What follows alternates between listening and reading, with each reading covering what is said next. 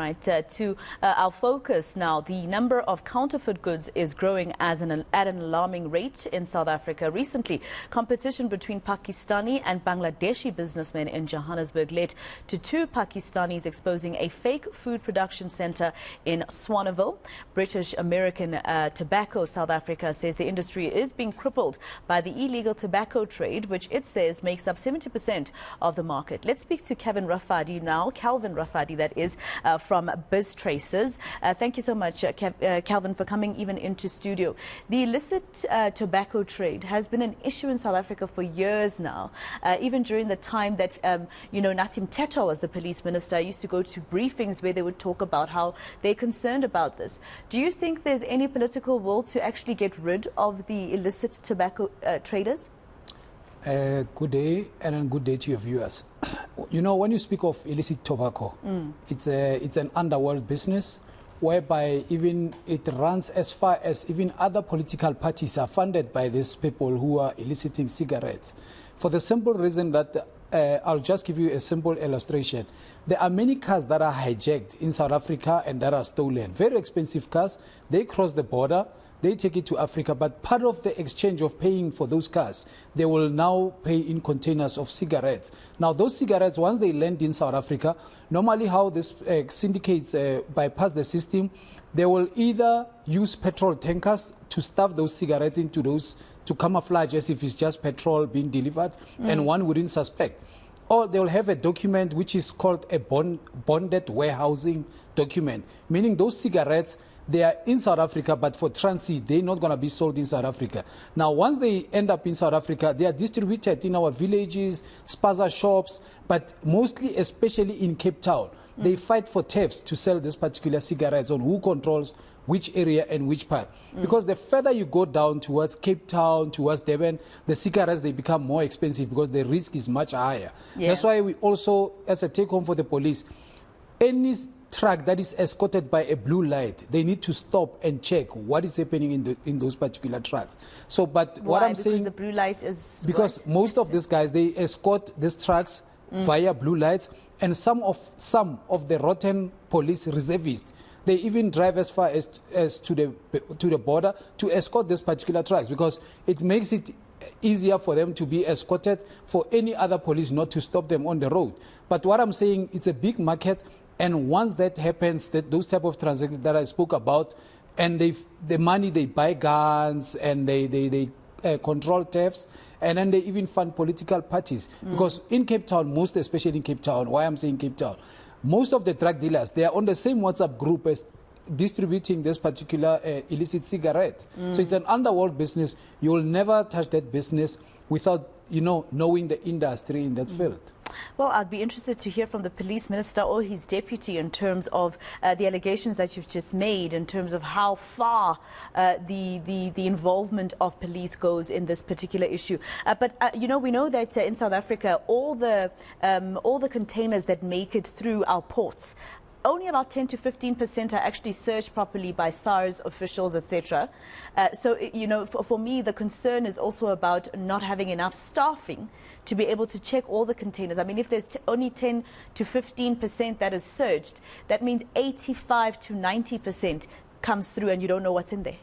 Yes, indeed, it's a problem with the containers, because another reason why we end up with such rotten food in some of the spazas is because of, if you now buy a franchise and you sell proper food in your franchise, and some foreigner opens a shop next to your shop, and then your soap, you say, okay, 10 rand for a milk, you buy 10 rand, you get one for free. They will go on a competition and you buy one, you get two for free.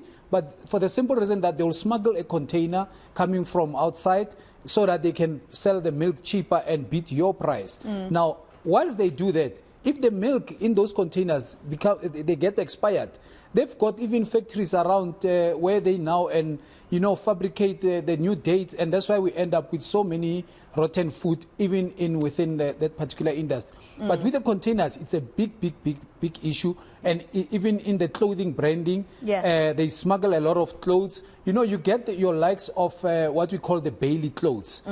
They are branded, but they are second-hand. So you get those type of containers. But at the same time, you get the brands that are smuggled, which are not of the property intellectual of the actual manufacturers of those products. And it's quite interesting because, I mean, yesterday I spoke to an expert who says that to some degree, you know, there are some officials at those ports who won't be able to tell, especially with clothing brands. They aren't able to tell which one is genuine and which one is not. But what I found interesting is that under the Counterfeit Goods Act of 1977, Yeah, 1997 36 rather. of 19, Yes, 1977. Yes.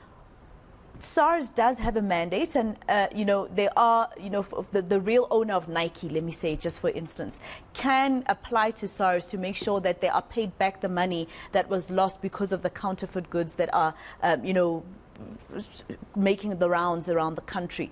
But does that actually even really happen? Yeah, you see there are a lot of loopholes when it comes to SARS issues and the combination of organized crime, especially in commercial crimes. Yeah. You know, most of the raids, before police can go and raid, they'll need a search warrant. But what drives the search warrant? Let's take one of the branding, let's say Adidas or Nike. They need to first check which areas they've got counterfeits, and they're the ones who must initiate that those places must get a search warrant and be searched. Now, upon that, now they need to come and quantify. Yeah. They themselves to say, no, this is not our brand, this is our brand. Oh, it sounds then, tedious. based on that, then it becomes a criminal charge now for whosoever is in possession of those goods. But now they go and store them at some of the storages that SARS is liable to store the parts. But the other problem now becomes the issue of disposing of this.